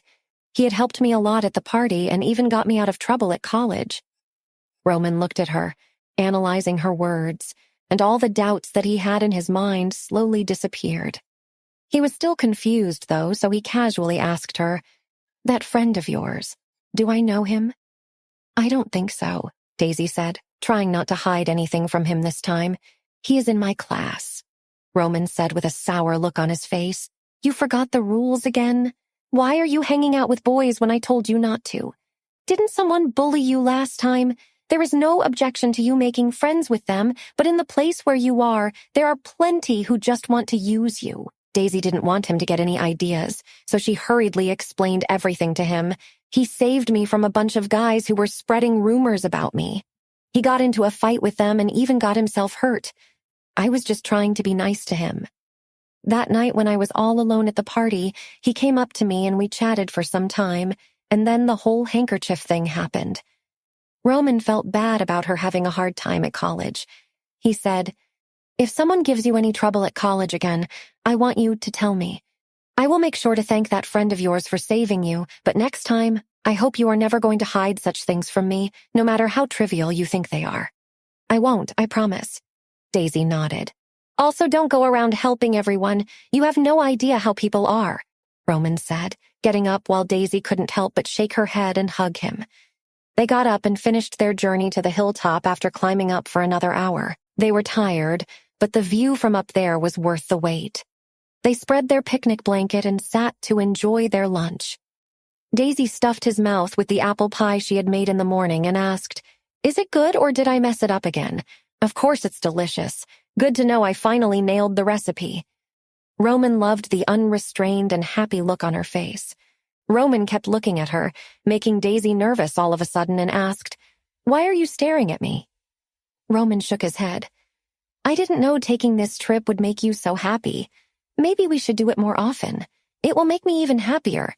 You know what? I heard from some friends at college about the city carnival. I wanted to ask you if I could go there. I haven't been to one since I was a kid." "A carnival? Aren't you a little too old for that?" "No, I am not. It's not like there is an age limit to have fun." Daisy gave him a pleading look and asked, "So what do you think? Can I go?" "Okay, if you want to go bad, I won't stop you. But please make sure to not have too much fun and get into some trouble.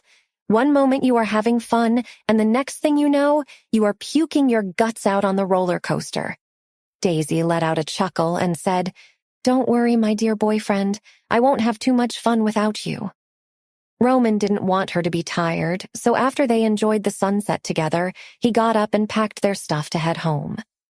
While driving home, Daisy felt her legs getting sore from all the workouts she had today. Her eyes closed, and before she knew it, she fell asleep. Roman covered her up with a blanket from his backpack and drove them to their apartment. The road was clear tonight. Roman glanced at his girl from time to time. He smiled silently, looking at her innocent face. His heart was content having her by his side. When John came back to work on Monday, everyone had already heard about him getting engaged. He had to make his way through all of his colleagues' cheers and wishes as they congratulated him all morning. John kept a smile on his face and thanked everyone for their wishes. When he finally made it to his floor, he noticed that Nina was not there yet. He was surprised since she had never in her 5 years of working with him been late to the office before. He walked straight into his desk, but before he could sit down, he saw a white envelope on his table beside all his files. He picked it up and opened it only to find Nina's resignation in there. John was shocked, to say the least. He read it again, but still couldn't believe that he would walk in today to find Nina quitting her job all of a sudden without even contacting him. He noticed that she cited having some personal reason for leaving all of a sudden, but didn't explain anything more. Her contract was still not over yet, and here she was leaving everything and walking away. The first thing he felt after reading the letter was anger. He couldn't wrap his mind around everything. He thought that he and Nina were friends. She was his employee, but he never treated her as such. He trusted her with everything, and she never let him down, so what happened all of a sudden? Moreover, with her leaving, there was no one to take over her position so soon. He had just gotten engaged and was trying to take some time off work, but now with her gone, he could never find someone to take over his work for a while. He was very much dependent on her and didn't know what to do. He took out his phone to call Nina, but her cell was out of reach. He then called Sarah, thinking she must have some idea of what was going on. What the hell is up with Nina? Why did she resign? Did you know about it? Sarah didn't expect John to blow up so early in the morning. She was taken aback for a moment and said, "Nina resigned? I had no idea she was planning to do something like that. Did she give you any reason for leaving so suddenly?" Before she could finish speaking, John hung up on her without telling her anything. Sarah was puzzled. She couldn't come up with any explanation for this. The last time she saw her at the engagement, she looked fine, so what made her do this? She knew John must be livid. She took her files and went straight to Roman's office to report it to him. She thought if Roman knew about it, maybe he could help John out. Roman was busy on his laptop. "Put it here." She hesitated for a moment, but then said, "Sir, John's secretary has resigned this morning." "Nina resigned?" Roman looked up, closing his laptop. He thought for a second before saying, "Arrange for an interview and hire someone before the day gets over. Also, inform human resources about her leave." That's it? Sarah thought that maybe he would tell her to convince Nina to come back, but he didn't. She felt bad for her friend. Before she left, Roman said, "Aren't you two friends or something? Why don't you ask her what's the matter? If she is having any issues, the company will try its best to help her solve them. John is very happy with her work. Try to convince her to come back. Maybe she will listen to you." "Okay, I'll do whatever I can." Sarah felt a little relieved and left to talk to Nina. Nina was fast asleep when she heard her doorbell ring. She buried her head under the pillow, trying to pretend that no one was at her door so early in the morning, but the person standing out was very persistent. Nina huffed and left her bed, trying to keep her eyes open. On her way to the door, she yelled at the person on the other side, "What do you want so early in the morning? There's no one here." Before she could go back to her bed, she heard John shout, "Open the door, Nina! I know you are trying to hide away, but we need to talk, now!" Nina never thought John would come to see her and ran to the door. She smiled when she saw John standing there looking all annoyed at her behavior and said, "John, what's the matter? What are you doing here so early?" John took a look at Nina standing there in her pajamas with her bed hair and said, "Do you want to talk here or would you let me in?" Did you come here to ruin my sleep, Mr. John Smith? You are still sleeping? Do you even know what time it is? John laughed and pointed out to her window while walking in. It's almost noon, Miss Sleepy, so why don't you freshen up and then we could have a chat? You still look half asleep to me. Nina folded her arms and smiled at him. It's still morning for unemployed people like me. It's not like I have anywhere to be. John tried to put on a smile, but when she brought up the topic herself, he couldn't pretend anymore. He took out the resignation letter from his pocket and threw it on the table. Unemployed? That you would have been if I approved your resignation. But I didn't. So technically you are still my employee. He looked at her and asked, Why did you resign? I was tired and wanted to catch a break, Nina said calmly. If you want some time off, I can give you a vacation. There's no need to quit your job for that. John asked her again, When did you put that letter on my desk? It wasn't there when I got off work last Friday. I went back to the office on Saturday after your engagement. Nina was very frank with him. There was nothing to hide. You did it that night, John almost sneered. After organizing everything and acting so casually all night, didn't you feel the need to ask me, or maybe give me a heads up? Nina shook her head. I just want to take up another challenge and start fresh. Is the company not giving you the projects you want? If you wanted more, you could have asked for a promotion. There was no need to quit so abruptly. How about the position of executive vice president? It's yours if you come back. Nina didn't say anything, just kept standing there. John looked at her for a while and said casually, I do not accept your resignation. I will give you a few days off, and you will come back to work when you feel better. Nina raised her head and looked at him firmly. John knew what that meant and raised his voice. Are you thinking about leaving? Someone else will take over your position soon. Make sure you don't regret it then. I am asking you for the last time. Nina just looked at him calmly and said, I've already made up my mind. Okay, if you have already thought it through, I won't force you. John nodded. He was about to leave when he saw some boxes lying around her hallway. He turned around. Are you moving out of the city?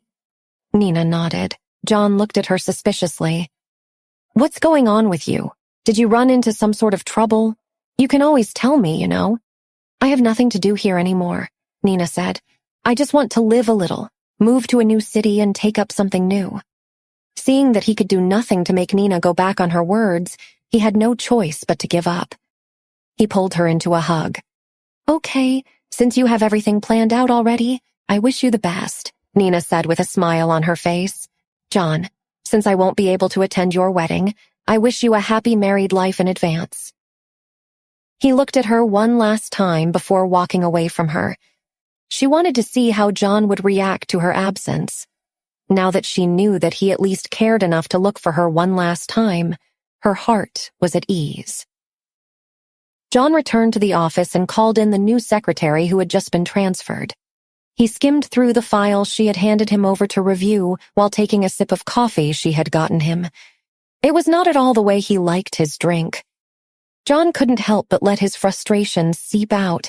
He stopped the work and gave her his infamous glare. He said, You handed me the reports of last month when I wanted this week's file. The coffee you made me is undrinkable, and you have been 3 hours late on your first day. Can I know what the hell is going on in my office, Miss Ella? It was the first time that the new secretary saw Mr. John get angry and started apologizing. John shook his head and left angrily. She was appointed by Sarah, so John went to her and yelled when he entered the door, Who did you find for me? I cannot deal with an amateur.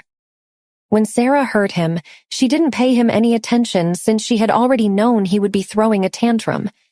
He was going to act out his anger on losing Nina as his new secretary, no matter what right or wrong she did.